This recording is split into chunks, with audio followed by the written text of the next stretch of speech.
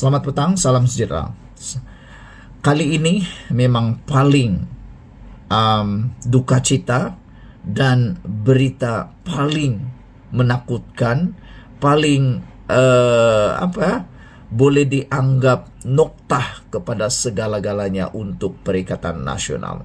Ini apabila Sultan Ibrahim, bakal yang di Pertuan Agong Malaysia yang akan mula menjalankan tugas pada bulan Februari ini, telah pun bertitah tak terima permohonan menghadap sehingga 31 Januari ini. Makna kata, sepanjang bulan Januari ini tiada yang akan menghadap Sultan. Saudara-saudara sekalian, Sultan Johor Sultan Ibrahim bertitah tidak akan menerima apa-apa permohonan menghadap baginda mulai hari ini sehingga 31 Januari ini. Wow, begitu tegasnya Kebawah Yang Maha Mulia yang di Pertuan Agong ini. Sultan Ibrahim bertitah sedemikian melainkan majlis yang telah ditetapkan serta sesi mingguan bersama Menteri Besar Johor, Datuk On Hafiz Ghazi serta Kerajaan Negeri bermula sekarang sehingga saya mengangkat sumpah jawatan sebagai yang di Pertuan Agong. Saya tidak akan menerima apa-apa permohonan untuk menghadap, kata baginda. Dalam tempoh berkenaan, saya ingin meluangkan masa berkualiti bersama keluarga sebelum menjalankan amanah dan tanggung jawab yang cukup besar. Titah baginda kepada Royal Press Office menerusi hantaran di Facebook rasmi Sultan Ibrahim hari ini. Sultan Ibrahim akan memulakan tugas sebagai yang di Pertuan Agong ke-17 mulai 31 Januari ini untuk tempo 5 tahun. Saudara-saudara sekalian, ini satu berita yang mungkin tak disukai langsung oleh Perikatan Nasional. Kerana yang sibuk di media sosial sekarang ini, kononnya seperti yang didakwa oleh Raja Petra Kamarudin, beliau kata Perikatan Nasional sudah ada 120 atau 100 lebih boleh membentuk kerajaan sedia menghadap Sultan. Tapi itulah pembohongan. Siapa yang cakap begitu? Raja Petra Kamarudin kata sedia menghadap, tapi rupa-rupanya Sultan Ibrahim kata tak terima permohonan menghadap hingga 31 Januari. Jadi, apa yang dikatakan oleh Raja Petra Kamarudin itu macam satu ciptaan imajinasi beliau semata-mata. Dari mana dia dapat maklumat bahawa PN boleh bersedia untuk menghadap bagi membentuk kerajaan? Ini betul-betul mengejutkan kita semua.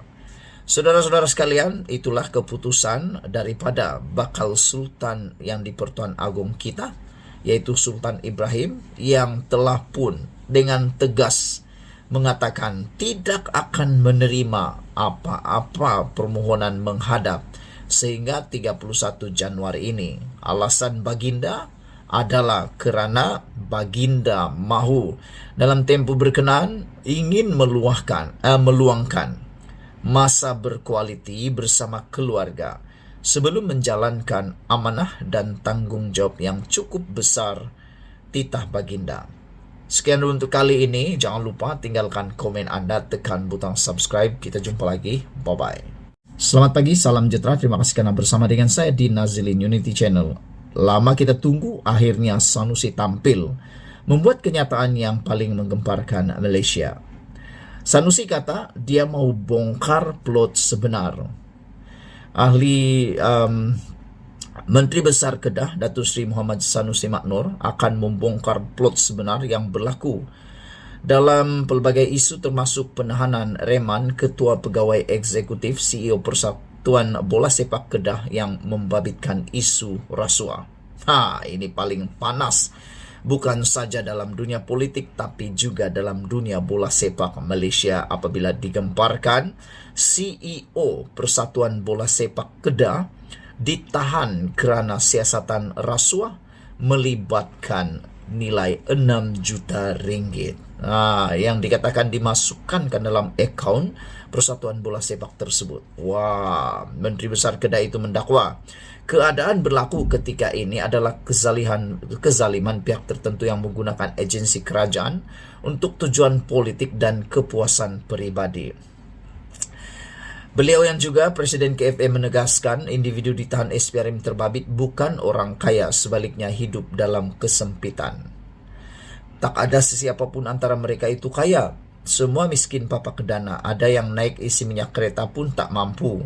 Ada diberhentikan kerja dan sedang cuba bina semula kehidupan dengan mengusahakan pelbagai kerja. Kalau depa mereka dapat habuan 6 juta ringgit, depa tak semiskin itu, katanya ketika dihubungi di sini hari ini. Muhammad Sanusi berkata, KFA sejak ditubuhkan membiayai pasukan bola sepak dan kegiatannya melalui derma serta sumbangan kerana ia bukan syarikat perniagaan berasaskan keuntungan. Wow, yang ini kenyataan Sanusi, bahagian ini menjadi perdebatan besar dalam media sosial. Apabila Sanusi berkata KFA ditubuhkan membiayai KFA sejak ditubuhkan, kata Sanusi, KFA sejak ditubuhkan membiayai pasukan bola sepak dan kegiatannya melalui derma. Yang ini betul-betul mengejutkan ramai peminat bola sepak Malaysia. Ada juga yang mengatakan, betulkah yang apa Sanusi cakap nih? Melalui derma serta sumbangan kerana ia bukan syarikat perniagaan bersaskan keuntungan. Wah, ini betul-betul mengejutkan ramai orang. Tegas Sanusi, persatuan itu memang ada menerima sumbangan tetapi tidak bersubhat melakukan rasuah kerana KFA tidak mempunyai akses kepada projek yang memerlukan kelulusan kerajaan persekutuan. Sewaktu KFA nazak dengan hutang puluhan juta ringgit, tidak ada siapa peduli gaji pemain dan bayaran kepada badan berkanun terhutang puluhan juta. Tak ada siapa peduli, kata Sanusi. Bila kita mula selesaikan sedikit demi sedikit di samping membiayai keperluan semasa pasukan, ada pihak iri hati dan dengki, kata Sanusi.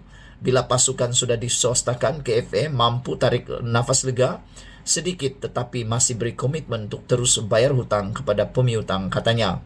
Berikutan itu, Muhammad Sanusi menganggap semua tuduhan yang dilemparkan ke atas individu yang disiasat dan ke atas KFA sebagai fitnah dan sedia membongkar perkara itu. Netizen kata cepat-cepatlah. Mohonlah supaya Datuk Seri Sanusi Maknur, Menteri Besar Kedah ini secepat-cepatlah bongkar perkara ini, kata mereka. Kalau benar ada yang mau dibongkar. Tapi ramai yang menganggap tiada yang boleh dibongkar, kata mereka.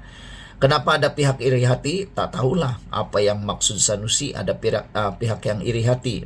Iri hati tentang apapun tak tahu. Kena tanya mereka itulah, kata Sanusi. Memang KFA menerima sumbangan tapi tak sampai bersubhat melakukan rasuah, kata Sanusi. KFA tak ada akses kepada projek yang dibuat secara tender terbuka dan KFA tak ada penglibatan dalam projek litar, katanya. Ini semua fitnah, saya akan bongkar plot ini bila tiba masanya. Tender loji air dibuat secara terbuka dan diuruskan Jabatan Kerja Raya dan perlu mendapat kelulusan Kerajaan Persekutuan, kata Sanusi. Dasar itu dibuat pada waktu Pakatan Harapan PH menjadi kerajaan 22 bulan, tak ada campur tangan dan tak ada jalan untuk campur tangan dalam urusan tender terbuka, katanya. Bagaimanapun beliau berkata, ketika tender projek itu dibuka, harga bahan binaan masih rendah. Namun selepas tender selesai diserahkan, harga barang melambung tinggi. Tak ada sama sekali syarikat yang menang tender mampu beri sumbangan kepada KFA. Semua syarikat sedang menghadapi masalah kenaikan harga barang binaan untuk siapkan projek. Adakah masuk hendak sumbang 5 juta ringgit dalam keadaan mereka sangat tenat, kata beliau lagi. Walau bagaimanapun, semalam media melaporkan Suruhanjaya Pencegahan Rasuah Malaysia SPR menahan reman CEO KFA iaitu Zulkifli C. Harun dan 3 individu termasuk 2 perunding berusia 40 hingga 60 tahun bagi membantu siasatan kes meminta dan menerima rasuah bernilai 5 juta ringgit. Sekian dulu untuk kali ini. Jangan lupa tinggalkan komen Anda, tekan butang subscribe. Jumpa lagi. Bye-bye.